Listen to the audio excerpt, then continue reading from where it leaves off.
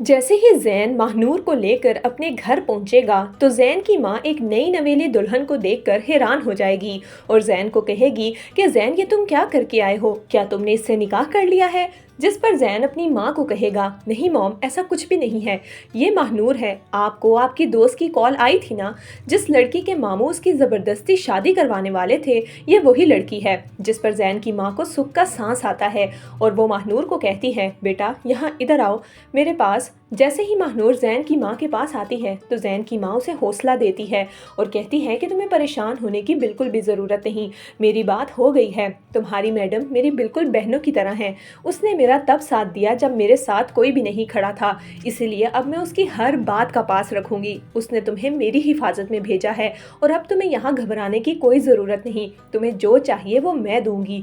जिस पर महानूर की आंखों से आंसू निकल आते हैं। वो ज़ैन की माँ को कहती है कि मैं अम्मी की वजह से बहुत परेशान हूँ। अम्मी ने तो मुझे यहाँ पर महफूज मुकाम पर भेज दिया, लेकिन खुद वो अभी भी मामू के पास हैं और मामू ने ना जाने उनके साथ क्या किया होगा। मुझे बहुत डर लग रहा है। जिस पर ज़ैन अपनी माँ को कहता है, मॉम परेशान ना हो, मैं उनका भी बंदोबस्त करता हूँ, कुछ लोगों को भेजता हूँ ताकि वो उन्हें भी यहाँ पर ले आएं। जबकि दूसरी तरफ ज़ैन महफिश की कॉल्स को इग्नोर करता है क्योंकि वो एक दफ़ा सुकून से घर पहुँचना चाहता था। महफिश को तो बहुत ही ज़्यादा गुस्सा आने लगता है क्योंकि वो ज़ैन की बेरुखी बिल्कुल भी बर्दाश्त नहीं कर सकती। वो ज़ैन से इतनी मोहब्बत करती है कि अगर कुछ लम्हों के लिए भी वो ज़ैन से बात ना करे तो उसे बेचैनी होने लगती है। महफिश अपने कमरे की चीज़ें तोड़ना शुरू कर देती है। महफिश के माँ बाप उसके पास आते हैं और कहते हैं कि बेटा ये सब कुछ क्या है। जिस पर महफिश कहती है कि ज़ैन मेरी कॉल्स नहीं उठा रहा, कितनी देर से मैं उसे कॉल्स कर रही हूँ, खुदा जाने वो कहाँ है। जिस पर महफिश का बाप उसे समझाता है और कहता है कि तुम परेशान ना हो, शायद रास्ते में सिग्नल्स ना आ रहे हो, इसमें इतनी कोई बड़ी बात नहीं। जबकि महफिश का बाप अपनी बीवी को कहता है, ज़ैन तो बहुत ही तहम्मुल मिजाज लड़का है। इतने में महफिश की सौतेली माँ कहती है कि आपकी बेटी तो बहुत ही ज्यादा सरफिरी है, ये ज़ैन के साथ पता नहीं कैसे सरवाइव करेगी।